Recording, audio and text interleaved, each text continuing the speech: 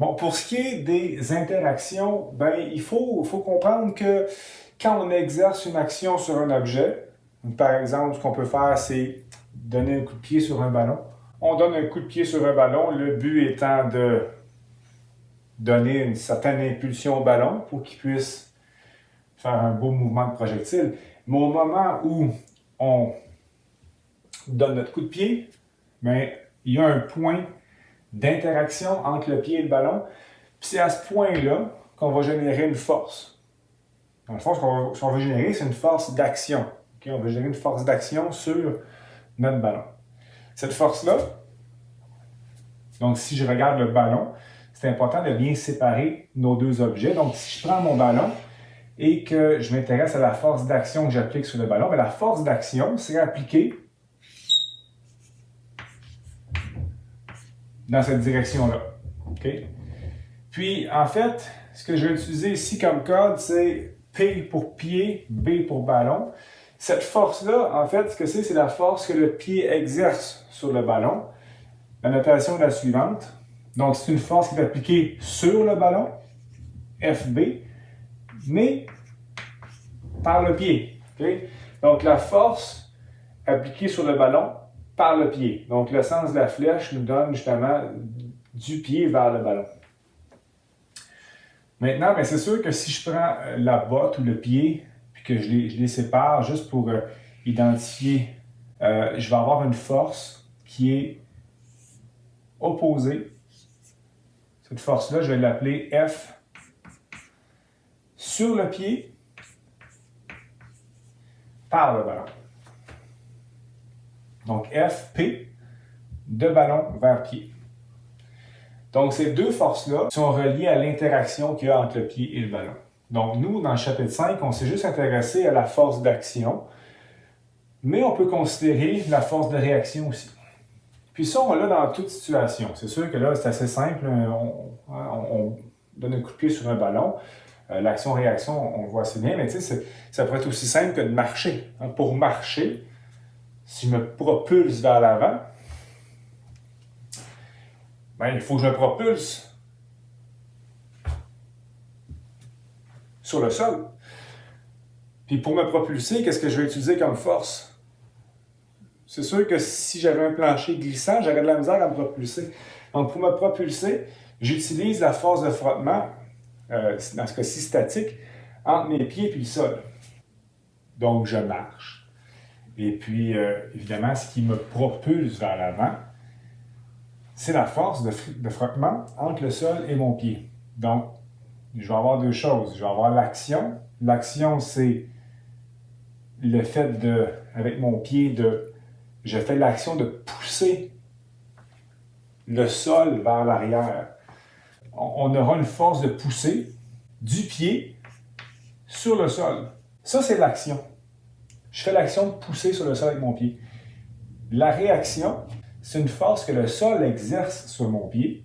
Puis c'est cette force-là qui va me propulser vers l'avant. Donc j'ai l'action et la réaction. Un autre exemple qu'on peut voir aussi dans le manuel, c'est une force de propulsion, comme par exemple pour une fusée. On va avoir une combustion de gaz, puis les gaz vont être éjectés vers le bas comme ça. Puis on va avoir une force de poussée, la force de poussée de la fusée sur les gaz. Ça, c'est l'action, l'action de la fusée. La réaction, c'est que ces gaz-là, quand ils sont propulsés, vont pousser sur la fusée, mais vers le haut. Puis c'est pour cette raison que la fusée va décoller. Okay, donc la fusée pousse les gaz vers le bas par une réaction de combustion, là, on s'entend. Puis les gaz, par réaction, vont pousser la fusée vers le haut. Donc, encore une fois, là, on pourrait supposer que l'interaction se produit au niveau de la combustion des gaz. L'interaction, c'est un point. À l'interaction, j'ai une force d'action, une force de réaction. Prenez n'importe quelle situation de la vie courante ou imaginez n'importe quelle situation physique. Dès que j'exerce une force sur un objet, dès que je génère une action, automatiquement, il y aura une réaction qui sera générée. C'est impossible que les deux ne soient pas générés en même temps. Okay, donc, tout ça, c'est simultané. S'il y a une action, il y a une réaction. OK. Ce qui forcément amène à l'idée de, on comprend qu'il y a des paires. Hein? Pour chaque interaction, j'ai une action, une réaction. Comme je l'ai assez dit, là. Donc, c'est important de savoir identifier les paires, action et réaction. Puis ça, il y en a beaucoup des paires. On peut juste prendre un exemple assez simple, là, un objet qui est déposé sur une table ou par rapport au sol. Je vais prendre le sol pour commencer, c'est plus simple. Donc, j'ai le sol. Ici, je vais avoir une boîte, disons. Donc, je vais devoir identifier, la boîte a une masse, évidemment, puis je suis sur Terre. Donc, quelles sont les forces qui agissent sur la boîte? C'est sûr que nous, dans le chapitre 5, on s'est habitué à faire la somme des forces qui agissaient sur un objet en particulier. Donc, c'est facile de trouver les forces qui agissent sur la boîte ici. Donc, on sait très bien qu'on aura sur la boîte, là, j'ai la force gravitationnelle. Et je vais avoir une force normale qui fait en sorte que la boîte est en équilibre, elle ne tombe pas. Mais ça, c'est quand je fais la somme des forces sur la boîte. Il faut oublier que le sol est là. Le sol, lui aussi, subit des forces. Hein? Donc, il y a une interaction entre la boîte et le sol. Puis, quand on parle de la force normale ici, qui est la force... Finalement, la force normale, ce que c'est la force exercée par le sol sur la boîte. C'est le sol qui empêche la boîte de tomber. Donc, je devrais, en réalité, identifier les indices ici. La force normale est exercée par le sol sur la boîte. Si je prends le sol, puis je regarde les forces qui agissent sur le sol, j'ai la boîte. La boîte, elle, par réaction à cette action-là, va exercer une force normale qui est en fait la même force. On verra tantôt que les deux forces sont de même grandeur, mais de sens opposé. Puis ce que je dois faire, c'est juste changer l'ordre des signes. Donc, la normale exercée sur le sol par la boîte. Okay, donc, le sol subit cette force-là. Donc, ce qui est pas pire là-dedans, c'est que je viens d'identifier une paire. Ça, puis ça, c'est une paire action-réaction. Ça va ensemble. Là, j'en ai une ici. FG est seul, pas normal. Si je veux identifier les paires, il y a forcément on va dire ça, c'est l'action. Il doit y avoir une réaction quelque part. C'est la Terre qui attire la boîte vers elle. Mais par réaction, la boîte attire aussi la Terre vers elle. La gravité, c'est une force qui est l'attraction entre des masses. Donc, j'ai une masse, une deuxième masse, les masses s'attirent. Donc, c'est autant la boîte qui tire vers la Terre que la Terre qui s'attire vers la boîte. Donc, je devrais dire que cette force de gravité-là, c'est la force de gravité que la Terre exerce sur la boîte. Donc, j'ai la Terre ici.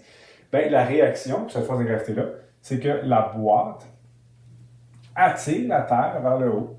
Je vais avoir une force ici de réaction, FG, boîte vers Terre. OK? Donc, je répète, pour chaque action, il y a une réaction. Donc, si on s'amuser à identifier les paires, il ne devrait pas y avoir de force qui est seule. On devrait avoir un nombre pair de forces, normalement, hein, parce qu'ils viennent tous en multiple de 2, finalement. OK, autre exemple. 2 boîtes. Boîte A et boîte B. Okay, qui reposent tout bonnement sur le sol. Il y a quelqu'un qui s'amuse à pousser les 2 boîtes. Donc, on dirait ici que j'ai une force A, une force appliquée sur la boîte A. Oui, on applique une force sur les 2 boîtes, on pousse sur les 2 boîtes. Mais si on prend chacune de ces boîtes-là,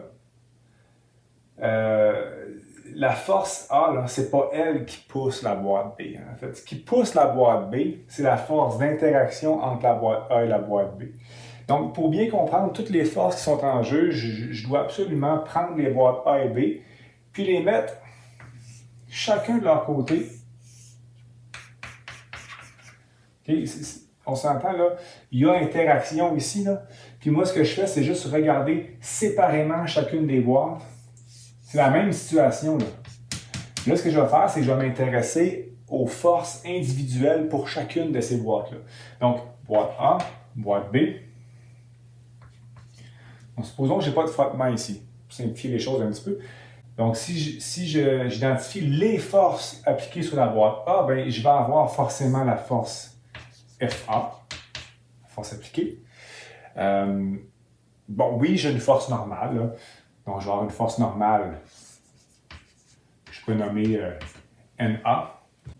Donc, moi, si je pousse la boîte A, c'est sûr que la boîte B, avec sa masse, son inertie, elle a une résistance au changement de vitesse. Donc, c'est certain que la boîte, si c'est moi la boîte A, là, j'ai une force qui me pousse de ce côté-là, mais l'inertie de la boîte B, c'est une force aussi qui va pousser dans le sens contraire. Bon, en gros, ce qui arrive, c'est que l'interaction, l'inertie de la boîte B va faire en sorte qu'on va avoir une force d'interaction entre la boîte A et la boîte B. Cette force-là, ici, je vais la nommer F, B sur A. Donc, la force que la boîte B exerce sur la boîte A. La boîte B, OK, ben, va avoir une force qui sera la paire, hein, la réaction à cette force-là. Donc, c'est une force que je vais nommer F, A sur B. Comme ça. Okay. Puis en fait, là, ce qui pousse la boîte B, ben, c'est pas F1, c'est l'interaction entre les deux boîtes. Donc, en gros, oui, il ne faut pas oublier, là, il y aura toujours aussi la force normale, MB, qui est appliquée sur la boîte B. Mais il reste que là, à ce moment-là, ce que je peux faire, puis je reviendrai plus tard parce qu'on va résoudre le problème éventuellement, là, mais je pourrais calculer les accélérations des boîtes de cette façon-là et déterminer aussi la force d'interaction entre les deux boîtes.